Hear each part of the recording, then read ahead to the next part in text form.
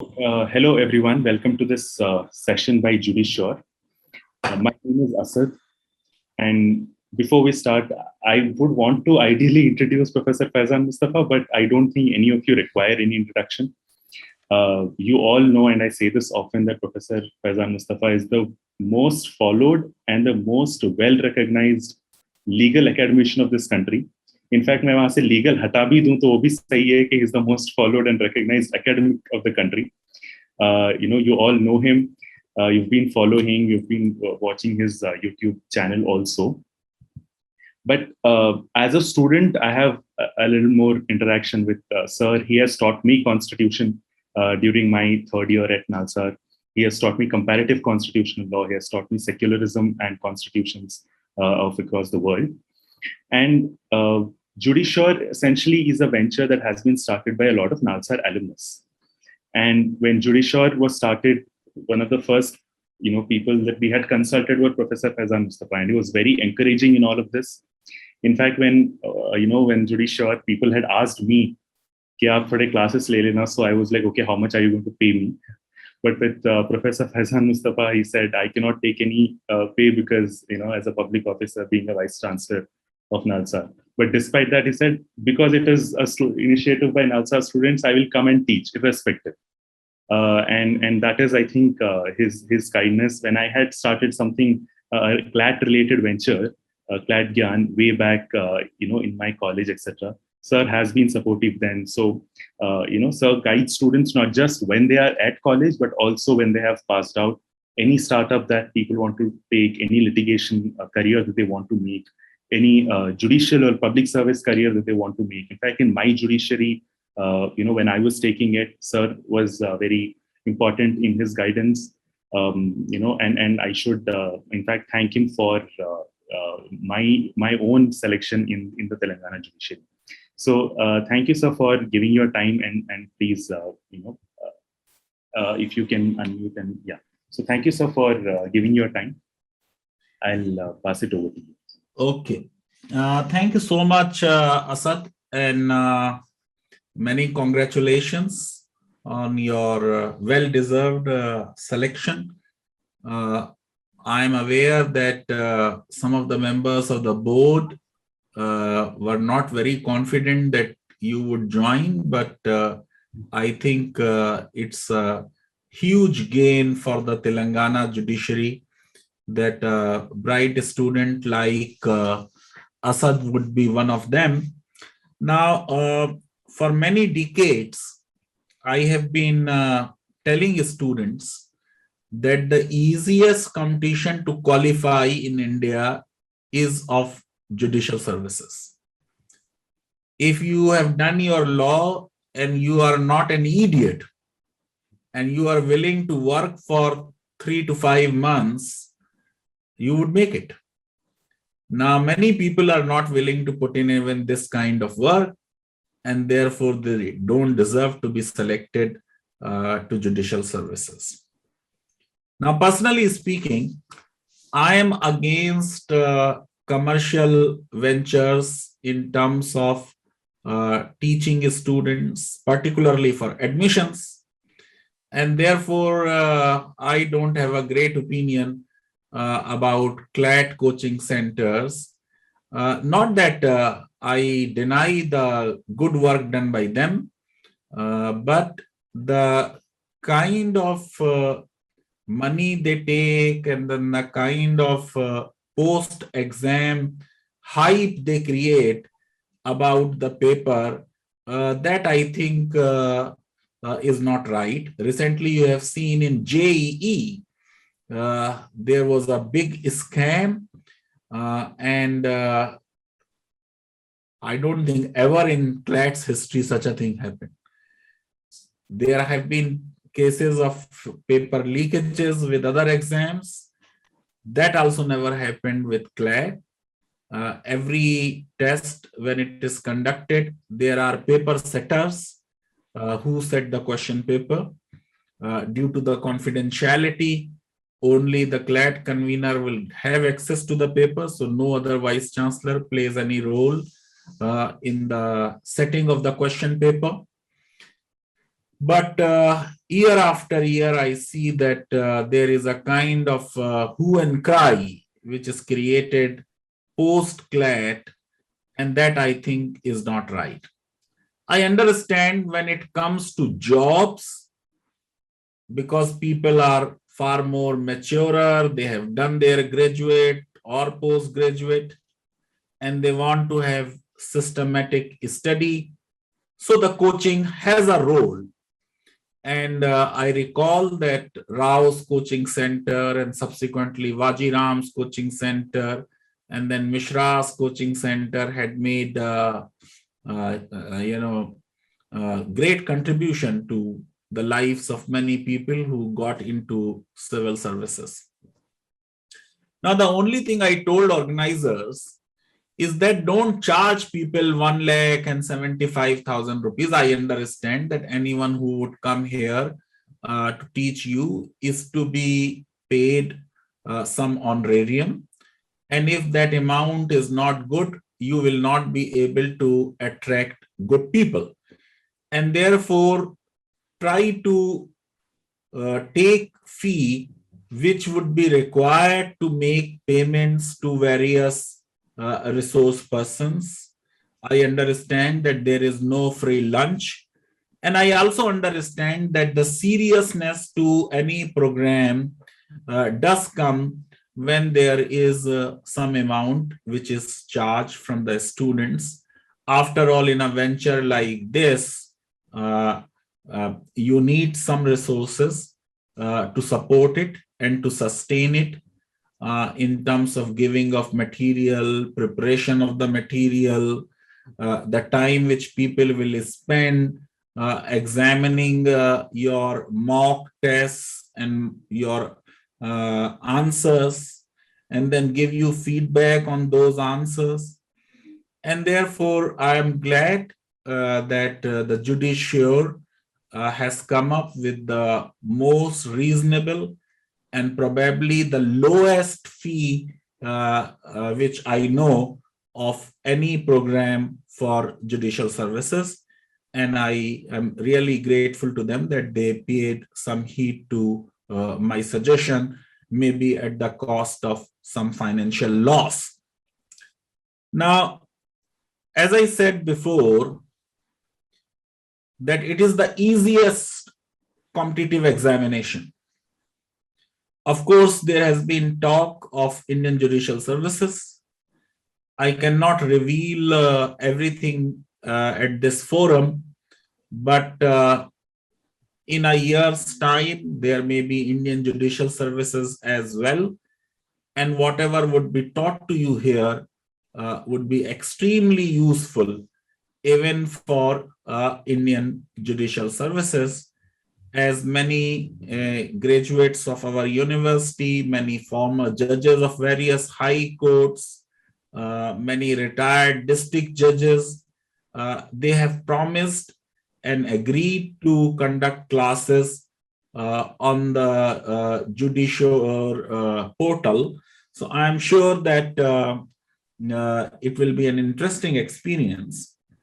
But coming back to why I said it is the easiest exam, if you are writing civil services exam, you will have people who have done IITs, people who have done IIMs. There are many who have done both. First a BTech from IIT, and then IIM from, and then MBA from Ahmedabad, IIM Ahmedabad. There are many who have done MBBS and MD. There are people who have done PhD. So it is open to all disciplines. Therefore, if you have done law, you are competing people who are doctors, people who are anthropologists, people who are political scientists, sociologists, or historians. Therefore, the competition is extremely stiff, and it is difficult to qualify for civil services. The first advantage of taking up judicial services examination is that this is not a national exam. So there are different states which conduct this exam, and I had requested the organizers that look at the syllabus of various states. And they have come up with a syllabus which will cover some 90% or 95% of all states. So it is a state level examination, unlike civil services, which is a national examination. And then the greatest advantage of this exam is that you will not be competing with IITians, you will not be competing with the IIM people, you will not be competing with JNU walas. It will be a competition between law graduates. People of only one discipline are eligible to write Judicial Services Examination. So some participants are asking that if I can speak in Hindi. Let me, whatever I said, briefly say it in Hindi as well. मैं आम तौर से commercial coaching centres के खास तौर से जब वो एडमिशन टेस्ट के लिए कोचिंग कर रहे हो, जैसे क्लैट के लिए या जेई के लिए या नीट के लिए, उसके खिलाफ हूं, क्योंकि मैं ये समझता हूं कि स्टूडेंट्स को किसी भी कोचिंग की किसी जगह एडमिशन लेने के लिए जरूरत नहीं होनी चाहिए। सर्विसेज के लिए, चाहे वो सिविल सर्विसेज हो या बैंकिंग सर्विसेज हो या जुडिशियल सर्विसेज हो, जरूरत हो सकती है कोचिंग की। कुछ बड़े कोचिंग सेंटर्स ने बहुत लोगों की जिंदगियां बनाने में बड़ा रोल अदा किया है। पुराने जमाने में राउस कोचिंग सेंटर बहुत मशहूर था दिल्ली में, और फिर वाजीराम और मिश्रा, और अब तो बहुत से बन गए हैं। मेरी रिक्वेस्ट ये थी जुडिश्योर से कि ये जो इतनी ज्यादा फीस कोचिंग सेंटर्स लेते हैं, जुडिशियल सर्विसेज की भी मैंने देखा है, कोई 1 लाख फीस ले रहा है, कोई 1.25 लाख ले रहा है, कोई 75,000 फीस ले रहा है, कि ये बात मुनासिब नहीं है। मुझे अंदाजा है कि कोई भी इस तरीके के वेंचर में अगर अच्छे लोग पढ़ाने के लिए आएंगे तो उनको पर लेक्चर ऑनरेरियम देना होगा। अगर वो आपकी कॉपीज चेक करेंगे, आपके आंसर्स चेक करेंगे, उस पर अपना फीडबैक देंगे, तो भी उनको उसके लिए रीइंबर्स किया जाएगा। तो मैंने ये निवेदन किया जुडिश्योर के मैनेजमेंट से कि आप ऐसी फीस रखें कि आपका भी बहुत नुकसान ना हो, सांप भी मर जाए, लाठी भी ना टूटे, और आम लोग इस फीस को पे कर पाए। इतना जरूर आप चार्ज कर लें कि आपको जो लोगों को उसमें खर्चा देना है, ऑनरेरियम वगैरह, मटेरियल प्रिपरेशन में, उसका आपका एक्सपेंसेस निकल आए। और मुझे बड़ी खुशी है कि शायद, मैं तो इतना कोचिंग सेंटर्स को फॉलो नहीं करता हूं, लेकिन मैंने जुडिश्योर के लिए थोड़ा जो स्टडी किया, शायद इससे लोएस्ट फी जुडिशियल सर्विसेज के लिए आज की डेट में कोई ऑफर नहीं हो रही। और अगर ऐसा है, मैं पूरे श्योरिटी से नहीं कह सकता हूं, तो मुझको बहुत खुशी होगी। फिर मैंने एक बात ये भी कही अंग्रेजी में कि भारत में सबसे आसान और सरल जो कॉम्पिटिटिव एग्जामिनेशन है वो न्यायिक सेवा का है। अगर आप सिविल सर्विसेज के इम्तिहान में बैठें, चाहे वो यूपीएससी का हो या उत्तर प्रदेश का हो या तेलंगाना का हो, कि राजस्थान एडमिनिस्ट्रेटिव सर्विसेज हो आरएएस, या बीपीएस हो बिहार पब्लिक सर्विस कमीशन का, उसमें किसी भी विषय के लोग बैठ सकते हैं। तो प्रोविंशियल सर्विसेज हो कि सिविल सर्विसेज हो कि बैंकिंग सर्विसेज हो, उसमें कोई भी ग्रेजुएट बैठ सकता है। ये मैंने देखा है। मसूरी में मैं पढ़ाता हूं, हर साल जो लोग आईएएस में, आईपीएस में, सिविल सर्विसेज में सेलेक्ट होके पहले फाउंडेशन कोर्स की ट्रेनिंग के लिए मसूरी जाते हैं, उसके बाद वो अलग अलग जाते हैं, अगर पुलिस में है, आईपीएस में, तो हैदराबाद आते हैं, नेशनल पुलिस एकेडमी। अगर इनकम टैक्स मिला है तो नागपुर जाते हैं, एकेडमी ऑफ डायरेक्ट टैक्सेस। अगर कस्टम एंड एक्साइज और सर्विस टैक्स अगर मिला है, नारकोटिक्स, तो फरीदाबाद जाते हैं। और इसी तरीके से अलग अलग जगहों पे स्पेशलाइज्ड उनकी ट्रेनिंग होती है। तो मैं जब भी जाता हूं, मैं ये देखता हूं कि आईआईटीएंस बहुत बड़ी संख्या में सिविल सर्विसेज में आते हैं। और अक्सर मैंने देखा है कि ऐसे लोग आते हैं जिन्होंने पहले आईआईटी से बीटेक किया और फिर किसी इंडियन इंस्टीट्यूट ऑफ मैनेजमेंट से एमबीए किया। हर साल ऐसे लोग मुझे मिलते हैं जिन्होंने एमबीबीएस किया और फिर एमडी किया।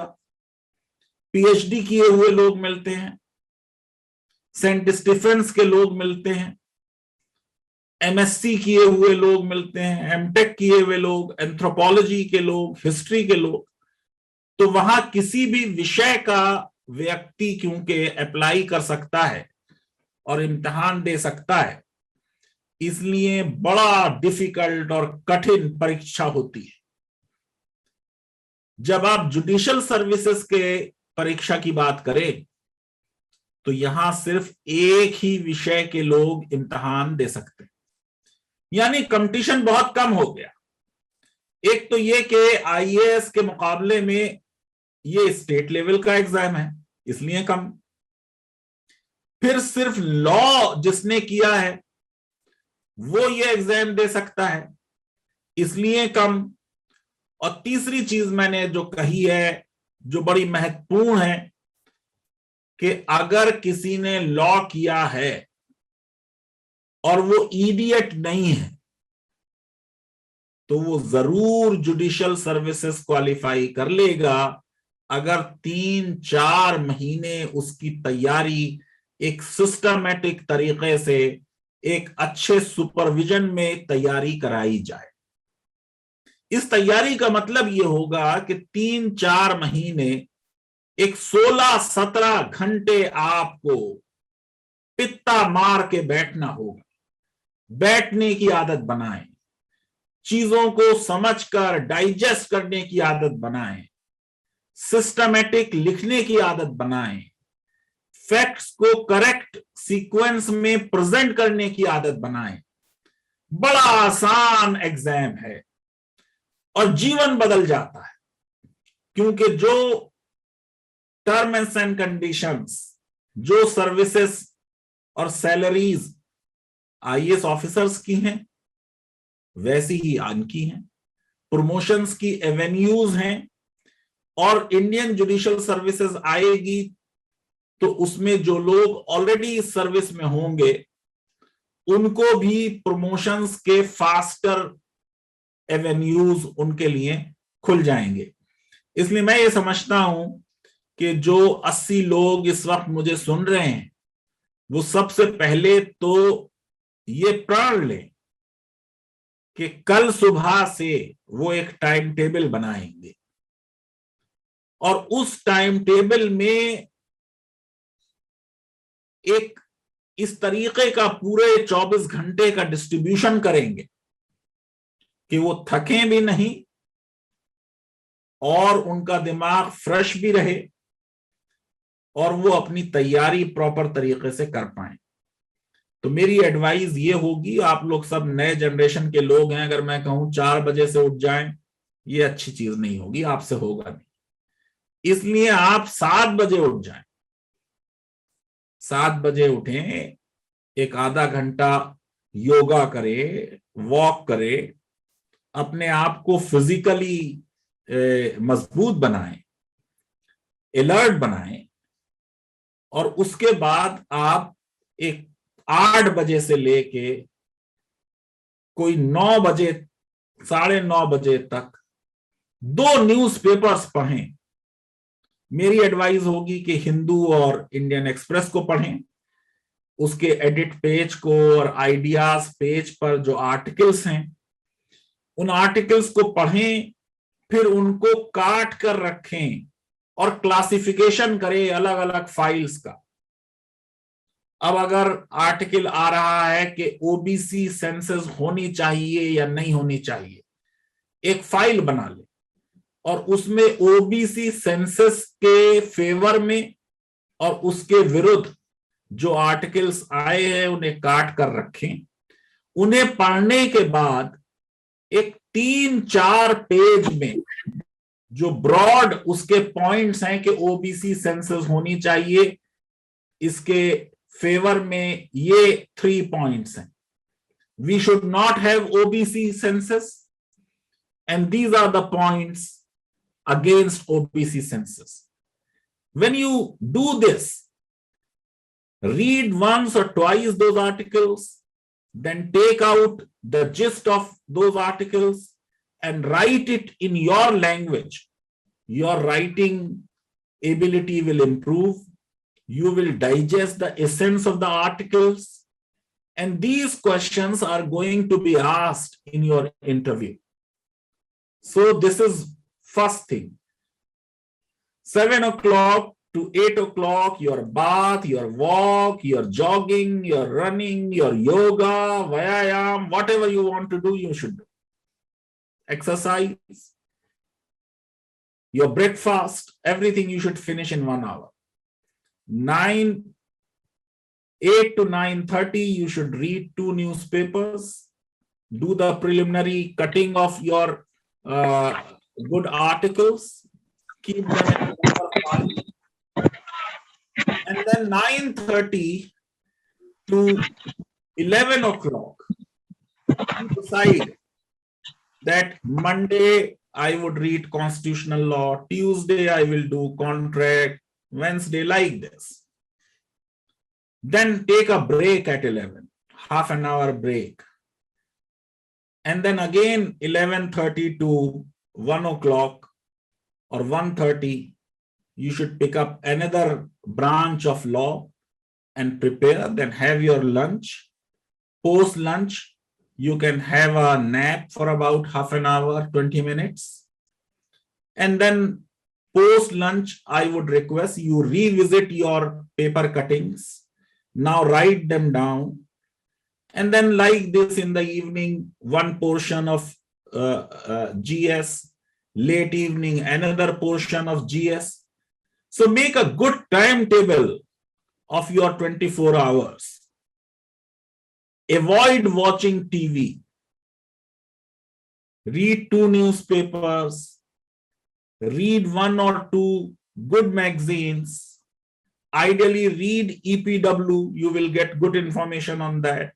If you want to visit any legal website, Live Law is a good website. You will know at the end of the day what judgments have come today, what orders have been given, what new cases have been filed, what new laws government is going to come up. So spend about half an hour, 45 minutes on Live Law.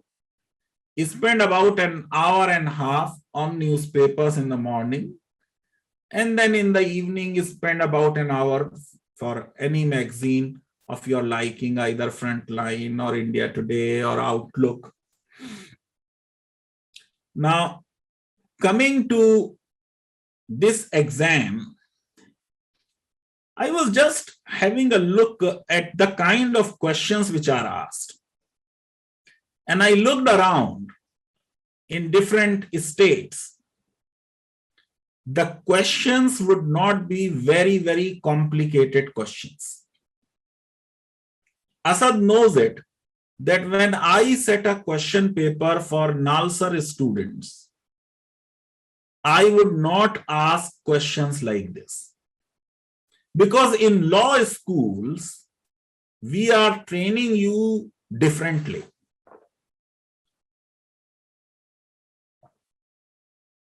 We are trying to make you an excellent lawyer. We are not trying to prepare you to qualify for judicial services. And therefore, no one answer in law school is correct. We may not ask you 5 questions. We may give you one question running into 10, 15 pages, give you take-home exam. So the question paper pattern of a good law school, whether a national law university or some leading traditional multi-faculty university like BHU or Aligarh or Delhi University or Allahabad, would be different from what you will experience in judicial services. So in Bihar Judicial Services in 2000 and 2006, in MP Judicial Services in 2012, the question was write a short note on preamble to the Constitution of India. Now the trick to write a good answer is first to analyze the words used in the question. Here they are not asking you to critically examine. They are asking you to write a note. They are asking you to write a short note. So if in response to this question you write 5 pages, it will come at the cost of other questions. And you will not get eventually good marks. So spend time in analyzing the words used in each question. Now, if you have to write a short note on the preamble of the Constitution, what you should write?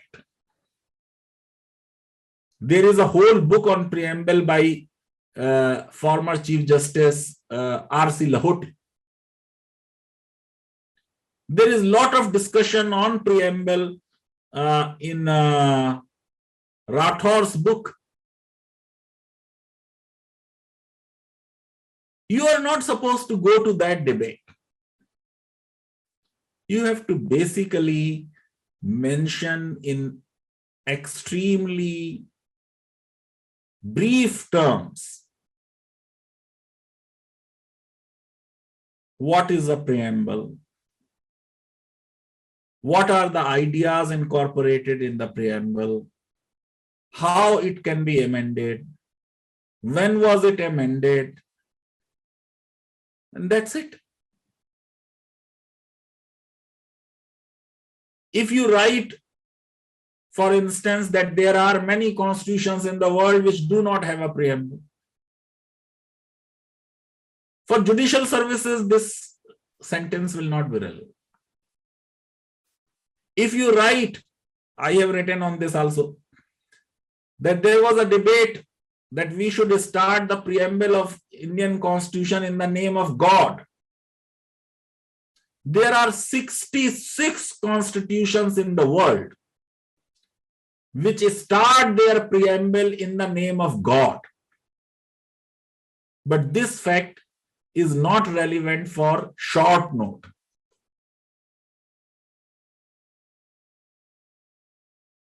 You are not supposed in a short note to give details of sovereignty and how with the United Nations in new international order, this sovereignty, which means you are externally free, has been compromised. That is not right. You know, in CLAT, one of the major problems is that the coaching centers are overdoing their job. The examiner is saying, pick the most appropriate answer out of 4. Unnecessarily, they are thinking of correct answer. Correct answer is not required. They are asking most appropriate out of these 4.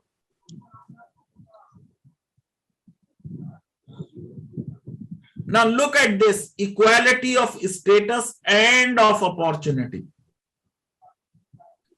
Several times I have seen in the civil services prelims, also in judicial services at number of places.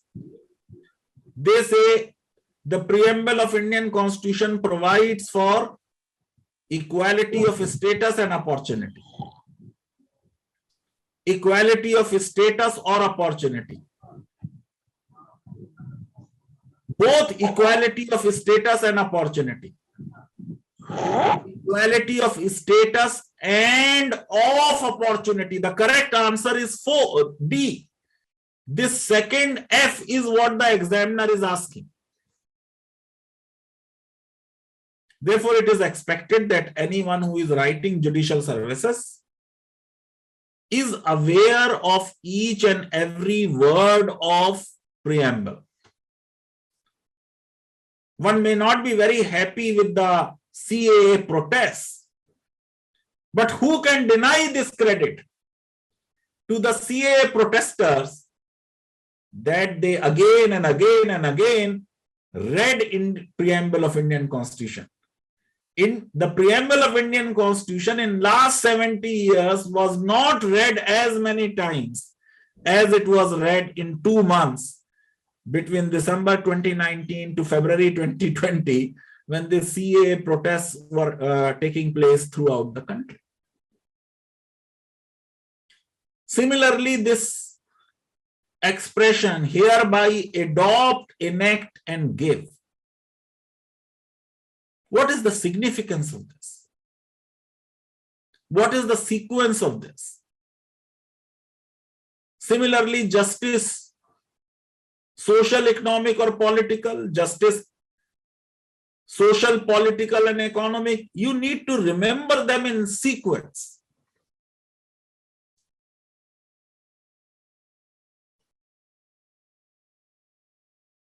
Many people are not aware of what is the meaning of socialist, what is the meaning of secular. There is a confusion that India was not a secular country and a secular constitution before 1976. Yesterday, Chief Justice of India, N.V. Ramanna, was speaking at the Vivekananda Institute. And he said that Swami Vivekananda, while addressing the word Parliament of Religions, is talking of secularism. Keshavananda Bharati was decided in 1973, 3 years before the 42nd Amendment. And Keshavananda Bharati said, secularism is the basic structure of the Constitution.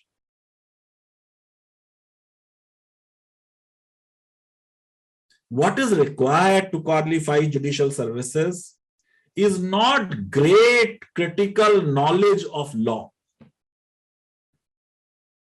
It requires clarity of concepts.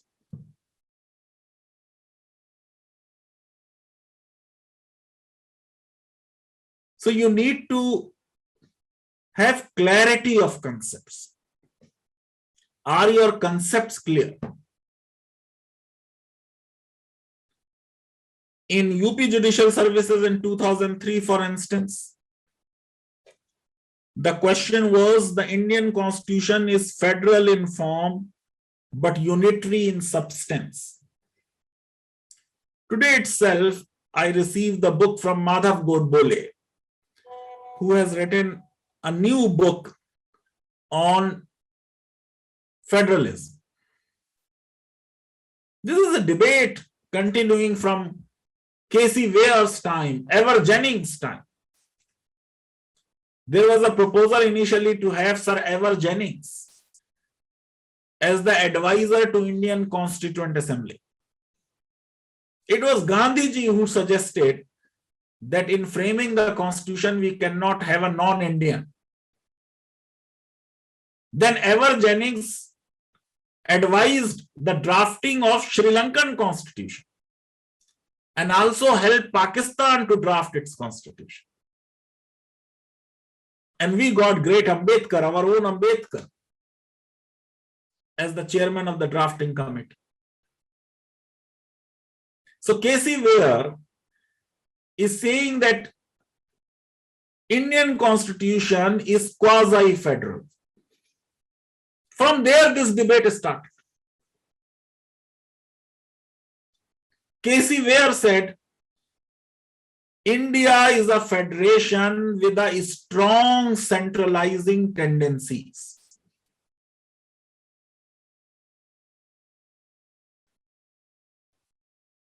S.R. Bommai, Supreme Court is saying federalism is the basic structure of the Constitution. State of West Bengal versus Union of India. Supreme Court said Indian Constitution is not federal. The leading case about mining.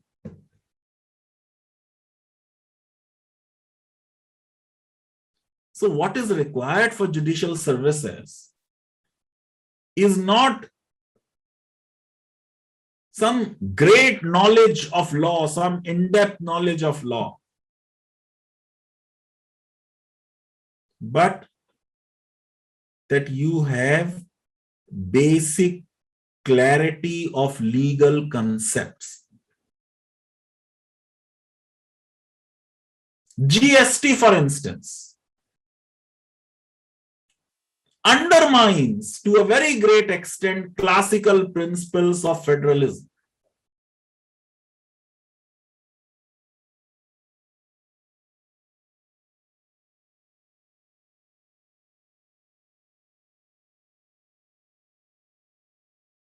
So what is the relationship of GST with federalism?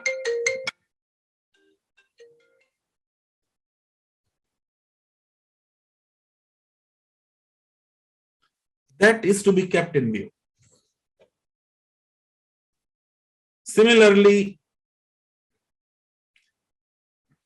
in Bihar Judicial Services in 2017, they asked the question, discuss the relationship between fundamental rights and directive principles of state policy. So, of course, you have to start with this, that directive principles are the positive obligations of the state. Fundamental rights are the negative restrictions of the state. Why negative? Because basically fundamental rights are nothing but denial of power to the state. No one shall be deprived of his life or personal liberty. It is negative expression.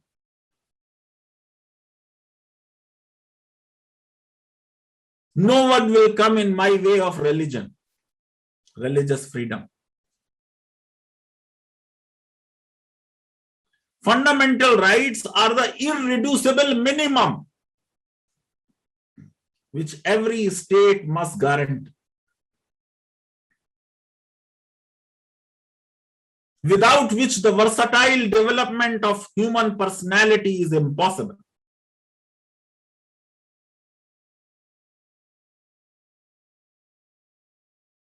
Since the greatest threat to fundamental rights comes from the state,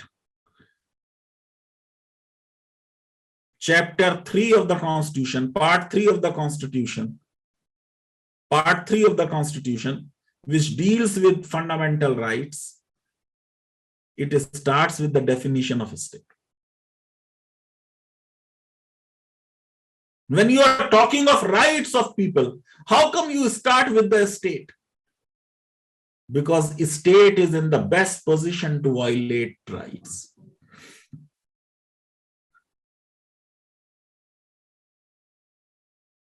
Positive obligations of the state are directive principles. State shall bring in uniform civil code. State shall see that there is no concentration of wealth, that the national resources are so distributed as to subserve the common good. State shall do this, state shall do that.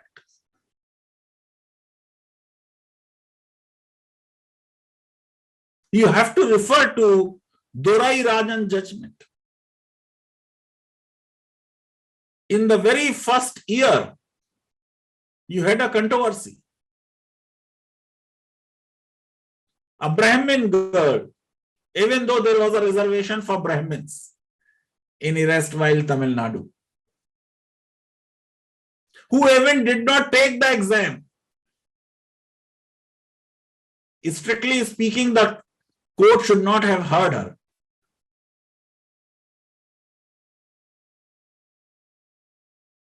But a huge bench in Madras and then in Supreme Court struck down the reservation policy.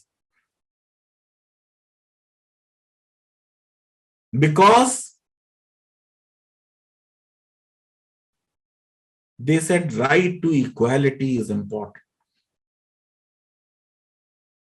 As a result, the first constitutional amendment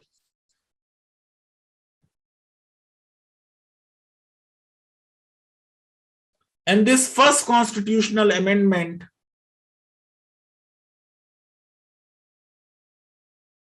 in Article 15 enabled the state to provide for reservation. This is the same article which has been subsequently amended when the OBC reservation is to be extended to the central institutions in 2005.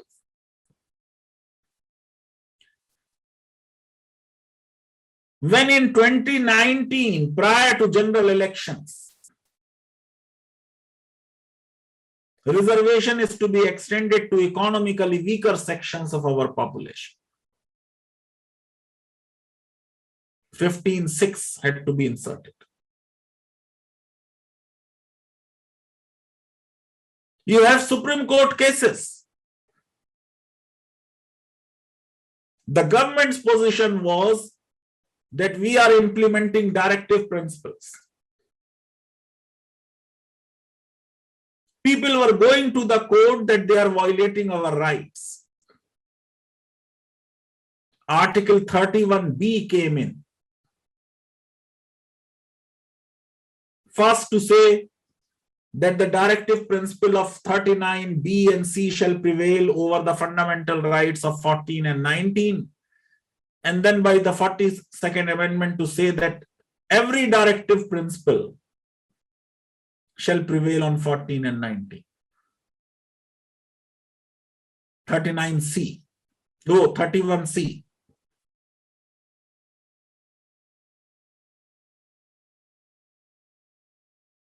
So you are aware of this debate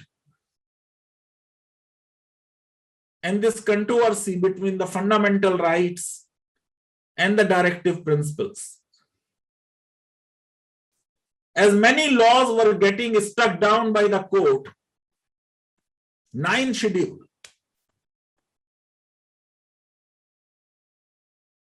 and today you see more than 280 laws are there. Then number of Supreme Court judgments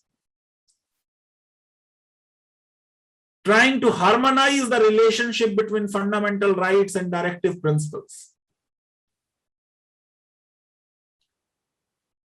In Minerva Mill saying both are important. Harmonious construction. Both are to be given effect.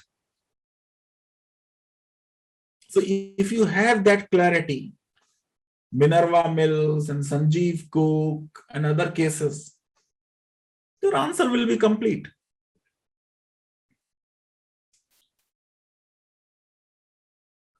Briefly discuss the applicability of doctrine of severability under Article 13(1). This is Rajasthan Judicial Services 2015. Article 13. Clause 2 will say that Parliament will not pass a law, or state legislature cannot pass a law which contravenes fundamental rights.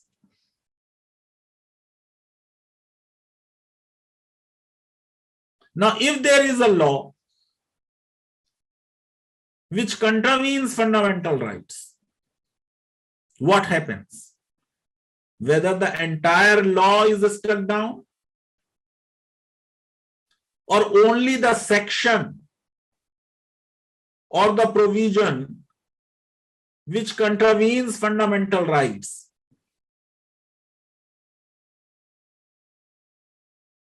The doctrine of severability says the provisions which are consistent with fundamental rights and the provision which is inconsistent, they are to be severed. दोनों को अलग करेंगे प्रावधानों को. जो प्रावधान मौलिक अधिकारों का हनन कर रहा है उसको अलग कर देंगे और सिर्फ उसी को असंवैधानिक घोषित किया जाएगा. एक लॉ बना, उसमें 100 सेक्शन है, एक सेक्शन 77 अगर मौलिक अधिकारों के विरुद्ध है तो सिर्फ सेक्शन 77 को असंवैधानिक घोषित किया जाए. अच्छा, अगर घोषित किया जाता है ऐसे, तो क्या वो प्रावधान समाप्त हो जाता है? तो डॉक्ट्रिन आ गया इक्लिप्स का कि नहीं, रहता है, लेकिन संविधान ने उसे ओवरशैडो कर लिया. जैसे जब सूर्य ग्रहण होता है, चंद्रमा का ग्रहण होता है, सोलर इक्लिप्स और मून इक्लिप्स, तो आपको अक्सर बिल्कुल सूरज का एक सिर्फ रिंग नजर आ रही है, तो ऐसा थोड़ी होता है कि वो सूरज खत्म हो गया है. या चंद्रमा अगर जरा सा दिख रहा है तो इसका मतलब ये थोड़ी कि वो चंद्रमा कट गया है. वो है मगर आपको नहीं दिख रहा क्योंकि बीच में कोई आ गया. इसी तरह संविधान उस लॉ के ऊपर आ गया, जो उस लॉ में डिफेक्ट है, उस डिफेक्ट को अगर समाप्त कर दिया जाए वो लॉ वैलिड हो जाएगा. इसे डॉक्ट्रिन ऑफ इक्लिप्स कहते हैं. कई इस तरीके के लॉज रहे. I think state of CP बिरार और भिकंजी का केस है. असद, क्या नाम है केस का?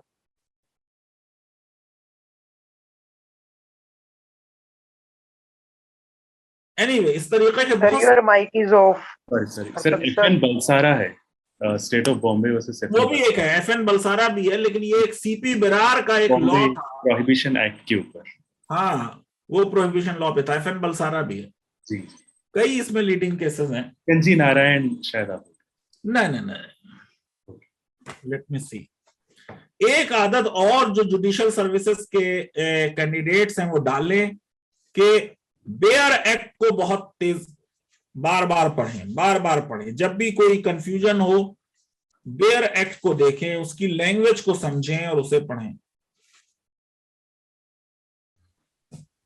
सो that is the point I am trying to make कि किसी भी केस में माइनॉरिटी ओपिनियन क्या है, मेजॉरिटी क्या है, रीजनिंग क्या है, ये सब में आपको नहीं जाना है. सिविल सर्विसेज में थोड़ा बहुत उसमें जा सकते हैं. जुडिशियल सर्विस में तो आपको लॉ पता होना चाहिए, कंसेप्चुअल क्लैरिटी होनी चाहिए, बस. अब जैसे है वेवर ऑफ फंडामेंटल राइट्स, कि कोई भी अपने फंडामेंटल राइट को वेव नहीं कर सकता. बिल्कुल लॉ इसमें क्लियर है, जजमेंट बिल्कुल क्लियर है, कंसेप्चुअली बात बिल्कुल क्लियर है कि कोई भी ये चाहे कि वो ये कहे कि मैंने अपने मौलिक अधिकार को वेव कर दिया, ये अलाउ नहीं किया जाएगा. और इसलिए नहीं अलाउ किया जाएगा वरना बहुत लोगों से ये कहलवा दिया जाएगा कि हमने अपने फंडामेंटल राइट को वेव कर दिया. तो आज के लिए मैं बस यही आपसे बात करना चाह रहा था कि आपको बताऊं कि बड़ा आसान एग्जाम होता है. जैसे क्वेश्चन आया यूपी जुडिशियल सर्विसेज 2016 में, can parliament amend part 3 of the constitution relating to fundamental rights. बिल्कुल आसान, अमेंडेबिलिटी पे प्रश्न है, बेसिक स्ट्रक्चर के क्वेश्चन का जिक्र करना है आपको। Fundamental duties do not destroy fundamental rights but balance them, ये 2006 का क्वेश्चन है। Discuss the secular character of Indian constitution, right an essay on directive principles, Gujarat judicial services में 2020 में आया है। तो आसान एग्जाम है अगर आप डिटरमिन्ड हैं और अगर अर्जुन की तरह आपको इधर उधर नजर नहीं आ रहा, सिर्फ चिड़िया की आंख नजर आ रही है, तो आप बहुत आसानी से बिना बहुत मेहनत किए हुए इस एग्जाम को क्वालिफाई कर सकते हैं। सिविल सर्विसेज के लिए मैं ये नहीं कहूंगा कि आप 3-4 महीने पढ़ लें, 16 घंटे आप आईएएस बन जाएंगे, ऐसा नहीं है। उसमें तकरीबन 2-3 साल की मेहनत चाहिए। जुडिशियल सर्विसेज में 3-4 महीने काफी हैं।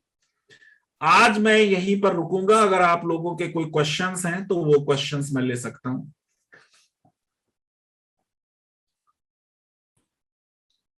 जी, अगर किसी को सवाल है तो हैंड रेज कर दें यहाँ पर जूम पे। I will unmute you and you can directly ask your question.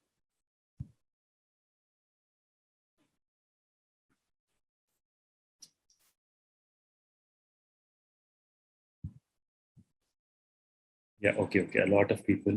Sayyid Anwar Hussain. जी, आप। अस्सलाम वालेकुम सर। वालेकुम सलाम, बताइए सर क्वेश्चन का इशू ये था ना कि अब फॉर एग्जांपल अब तो स्टडीज चल रही है एलएलबी के, उस दौरान तो आप प्रिपरेशन कब स्टार्ट करना, कौन से ईयर में स्टार्ट करना for sake of 5 years LLB कर रहे हैं तो? देखिए, बेहतर तो ये है कि 5 ईयर एलएलबी में आप कोई प्रिपरेशन ना करें, जो आपका कोर्स है उसको पढ़ें। एलएलबी के दौरान तो एक क्रिटिकल अप्रोच से पढ़ें। जब कॉम्पिटिटिव एग्जाम दे रहे हैं, अगर जुडिशियल सर्विस टारगेट है तो एलएलबी के कोर्स के बाद 3-4 महीने पढ़ेंगे अच्छी तरह से। अगर आपको कोई गाइड कर दे तो आप क्वालिफाई कर ले।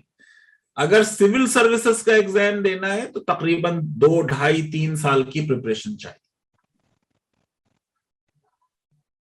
Okay sir, thank you sir, शुक्रिया सर आपका। थैंक यू जी, साहिल जी आप। Hi, am I audible? Yes. Yeah, Sahil, go ahead. Sir, first of all, thank you so much for being here, and I admire a lot of your work, especially your YouTube channel. So my question was generally regarding what you spoke at the beginning of the lecture about accessibility. And as Justice Chandrachud had also spoken in one of his lectures, that accessibility is something which begins at the very forefront of when one enters the law school, that is the CLAT exam itself, because of language barriers, also financial barriers. So given that 60% of the Indian population earns less than 10,000 rupees a month, I was wondering if some of the work that you do could be open to everybody, like let's say the lectures, recordings of the lectures, or let's say the reading material. And you're very correct in saying that there is no free lunch. If you pay the money, you're going to value the course, and that is the reason why people are going to work hard for it. But certain aspects of the course, if that could be available to certain persons who are underprivileged, that would, I think, really make the effort worth it. People like me who are privileged, we can afford. I can personally afford. But for the ones who can't, it was just a humble, let's say, suggestion from my Sahil, because I lecture at number of places. The legal awareness web series is one such initiative. Then many lectures which we put on Nalsar's YouTube channel are available to everyone. The whole question was, when Judiciure thing started, that how do we keep a tab of people who are studying and monitor their performance and the kind of effort they are putting in. I have already told the organizers that if someone is in a genuine financial need, they should help them to whatever extent they can help. But, when I was shown that someone is charging 1 lakh, another person is charging 75,000, 25,000 looked to me absolutely reasonable. Yes, sir. Okay, Yaqub Murtaza Sahab, please unmute yourself and ask your question. अस्सलाम वालेकुम sir. वालेकुम। Yes याकूब, बताइए। Sir ये खुशकिस्मती है, दूसरी बार आपसे मुलाकात हो रही है। एक बार वो दुबई कंपटीशन में मुलाकात हुई थी, स्पीच कंपटीशन में, अल्हम्दुलिल्लाह। जी जी। मैं सर ये अभी लॉकडाउन की वजह से प्रॉब्लम ये आ गई है कि थोड़ी सी कंसेप्ट क्लैरिटी नहीं आ पा रही है। तो स्पेशली ये जो सिविल प्रोसीजर है उसके जो प्रोविजंस वगैरह है, वो मतलब रूल और उसके अंदर सेक्शन, ये सारी चीज़ें जो ऑर्डर है, ये सब मतलब ध्यान में याद नहीं रह पाते हैं। मैंने बहुत ट्राई किया लेकिन वो चीज़ें क्लैरिटी नहीं आ रही है। मतलब वो तो याद रहता है कि क्या है, लेकिन स्पेसिफिकली ये आएगी ना, जब आपको पढ़ाया जाएगा जुडिश्योर में तो आ जाएगी। अभी मैं मतलब तैयारी कर रहा था। फोर्थ आएगी ईयर आ गया आएगी इसलिए। आएगी, डोंट वरी आएगी। जरा सा थोड़ा पढ़ाने के स्टाइल पे डिपेंड करता है। अगर टीचर सब्जेक्ट में इंटरेस्ट जनरेट करे स्टूडेंट्स का, तो कोई भी बोरिंग सब्जेक्ट भी इंटरेस्टिंग बन जाता है। अनफॉर्चुनेटली जो प्रोसीजरल लॉस के सब्जेक्ट्स हैं, वो हम जैसे टीचर्स जो सब्सटेंटिव लॉ पढ़ाते हैं, उनको खुद उस सब्जेक्ट में बहुत अच्छी क्लैरिटी नहीं है ना। लेकिन यहाँ जुडिश्योर में हमने जिन लोगों से बात की है सीपीसी पढ़ाने के लिए, वो बहुत अच्छे लोग हैं और वो बहुत आसान तरीके से आपको समझाएंगे। स्पेशली सर असल में मैं मदरसे बैकग्राउंड से आया हूँ, तो मतलब उससे अपने कोई हिसाब से फर्क बहुत नहीं मेहनत पड़ता कर। भाई, मदरसे के आने से क्या फर्क पड़ता है। कितने लोग मदरसे से आके आईएएस में आ गए, प्रोफेसर हो गए। उससे that is not a handicap if you are willing to work. Exactly. But ये कि ओवर रिलीजियोसिटी से बचिए, मॉडर्न आउटलुक लाइफ का अपनाइए, हर चीज को नमाज रोजा और दीन से मत जोड़िए। बिल्कुल बिल्कुल बिल्कुल। हाँ, जो मैंने आपको लास्ट टाइम भी बोला था उस डिबेट में, जी जी जी जी। ऐसा नहीं लगना चाहिए कि आप किसी मस्जिद या मदरसे में खिताब फरमा रहे हैं। आप एक डिबेट में हैं, एक सेकुलर लिबरल इन्वायरमेंट में, तो वो लगना चाहिए कि वो इन्वायरमेंट आप पे हावी है। जी जी जी जी, इंशाल्लाह जरूर वो कोशिश रहेगी। शुक्रिया। बहुत शुक्रिया sir. Rohit, can you please unmute yourself? नमस्ते सर। नमस्ते बेटा। सर अगर एलएलएम की पढ़ाई चल रही है तो should we wait for 2 years LLM to get completed और we may start preparing for judicial services, at least preparation? देखो, बेहतर तो ये कि जिसे जज बनना है उसे एलएलएम करना नहीं चाहिए। अगर वो एलएलएम कर रहा है तो साथ साथ उसे तैयारी करनी चाहिए। इसलिए क्योंकि बहुत देर में आप अगर नौकरी में आएंगे तो फिर आप हाई कोर्ट तक नहीं पहुंचेंगे। जितनी जल्दी आप सर्विस में एंटर हो उतना फायदा है। तो अगर आप एलएलएम कर रहे हैं तो फिर मेरी जो मैंने एलएलबी में एडवाइस दी है वो तो ये है कि आप तैयारी ना करें जुडिशियल सर्विसेज की और अपने एलएलबी के कैरिकुलम पे ध्यान दें। लेकिन एलएलएम वाले के लिए मेरी एडवाइस ये है कि वो अपने टाइम का ऐसे डिस्ट्रीब्यूशन करें कि वो 40% एलएलएम के लिए पढ़ें और 60% जुडिशियल सर्विसेज या कोई और कंपटीशन अगर दे रहे हैं उसके लिए। Thank you sir. जी, we'll take 1 or 2 last questions. Good evening, sir. Yeah. Good evening, Faizan, sir. Yes, Ajay बोलिए। Sir, I'm myself Ajay from Kurukshetra University, Kurukshetra. जी Ajay. Currently pursuing my BA LLB honors 5-year integrated course, and I am in the 3rd year. And sir, we are having criminal procedure code in this semester. Sir, how one should read? How I should read in how I should read CRPC in such a way that I should make focus on judicial services also, sir. The way of studying CRPC. Kurukshetra university के founders में जो लोग रहे हैं उसमें अलीगढ़ के हमारे एक सीनियर थे प्रोफेसर एसके सिंह, वो डीन वगैरह हुआ करते थे।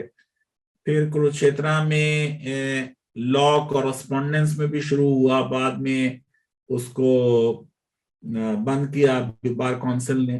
प्रोफेसर रणबीर सिंह कुरुक्षेत्र यूनिवर्सिटी में पढ़े हैं, जो नालसर के और नेशनल लॉ यूनिवर्सिटी दिल्ली के फाउंडर वीसी थे। देखो, ऐसा है कि अगर आप किसी चीज को बर्डन समझ के पढ़ते हैं तो ना आपको याद होती है ना समझ में आती। तो एक तो सीआरपीसी को और सीपीसी को या टीपीए को या लिमिटेशन एक्ट को या लैंड लॉ को बर्डन ना समझे। दूसरे, सीआरपीसी के लिए मुझे लगता है कि अगर आप केलकर की किताब पढ़ेंगे तो आपको आसानी से चीजें समझ में आएंगी। एक तरीका होता है सेक्शन के थ्रू पढ़ना और एक टॉपिकल पढ़ना। बेहतर यह है कि टॉपिक वाइज पढ़ा जाए।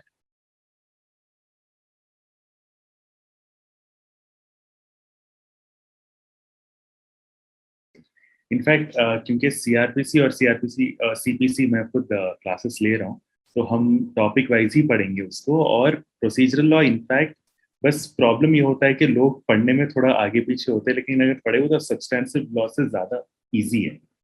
और वो इजी इसलिए है क्योंकि बहुत सारे प्रोसीजरल रूल्स लॉजिकल हैं एकदम। आपको इतना ज्यादा कोई you don't have to use your brain to understand कि कहाँ पर क्या अप्लाई होगा क्या नहीं होगा। एक प्रोसीजर है, वो प्रोसीजर आप जान लें, पहले प्लेंट फाइल होगा, उसके बाद रिटर्न सबमिशन फाइल होगा। इसमें कोई ज्यादा आपको प्रॉब्लम नहीं होनी चाहिए। So it will be fine if you do topical topic wise study. One last question from Amolak Narayan, आप चैट में भी पूछ रहे थे तो मैं आपको अनम्यूट कर रहा हूँ। Please go ahead. Very good evening, sir. Good evening. Yes, go ahead, please. So my question is with respect to, we see a lot of judgments from various high courts are often contradictory on various topics, especially family laws and TPA. So while citing these case laws in application-based questions which are asked whether in semester examinations or these competitive examinations, what ratio must be put in, because both carry very contradictory opinions in these judgments?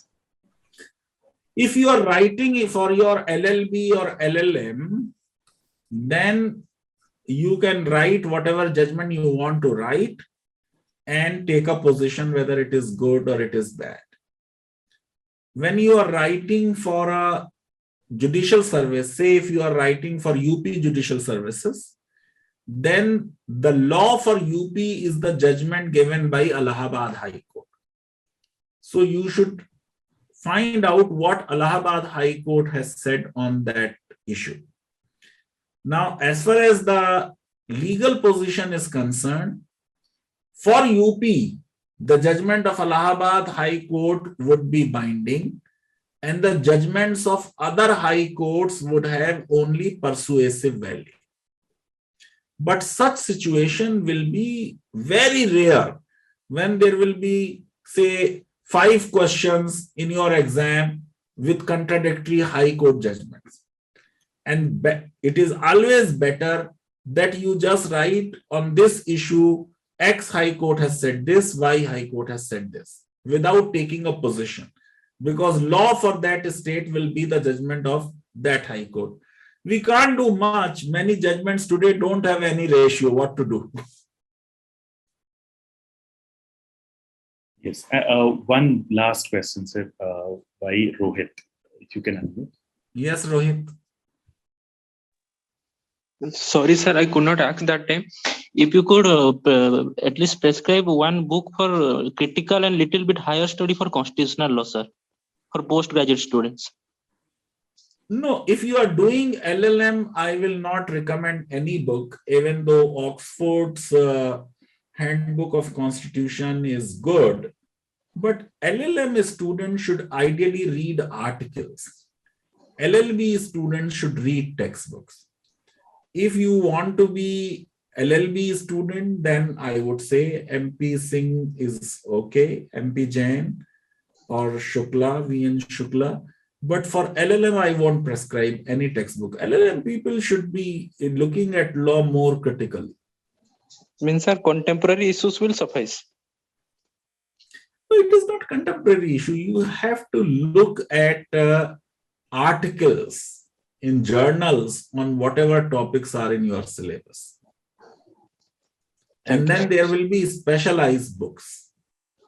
Say if you are in LLM, I would recommend you to read Justice R.C. Lahoti's book on the preamble.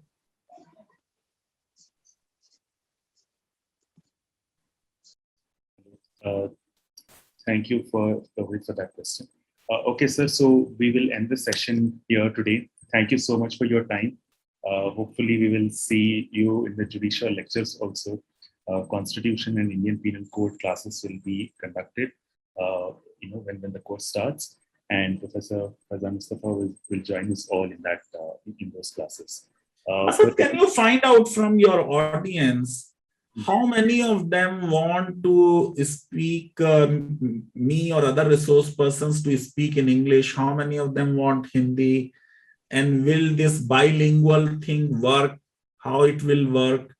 Because when we are speaking in Hindi, are there people who are not understanding it at all? So do some Google, send them a Google form and find out that, because many teachers may find it difficult to change the language. Correct. But I had spoken to all the people who have already enrolled. वो चाहते हैं कि English और हिंदी दोनों पढ़ाया जाए. मैंने उनको कहा है कि देखिए लॉ तो इंग्लिश में ही होगा क्योंकि आपको लिखना भी इंग्लिश में है. तो बस एक्सप्लेनेशन अगर हो कि अगर कोई एग्जांपल दे रहे हैं एक्सप्लेन करने के लिए तो वो हिंदी में भले हो सकता है, बट अल्टीमेटली आपको लॉ पढ़ना तो इंग्लिश में ही है क्योंकि आपका मीडियम इंग्लिश में. नहीं, क्लैरिटी आने के लिए यहाँ कंसेप्ट की बात है उसे थोड़ा सा हिंदी में बताया जाए तो कोई बात नहीं. तो और जो फैकल्टी है उनको भी कहा जाएगा कि आप हिंदी का इस्तेमाल करते रहें ताकि एग्जांपल से इनके लिए एक्सप्लेनेशन देने के लिए. चलिए, वेरी गुड जी. So thanks a lot, everyone.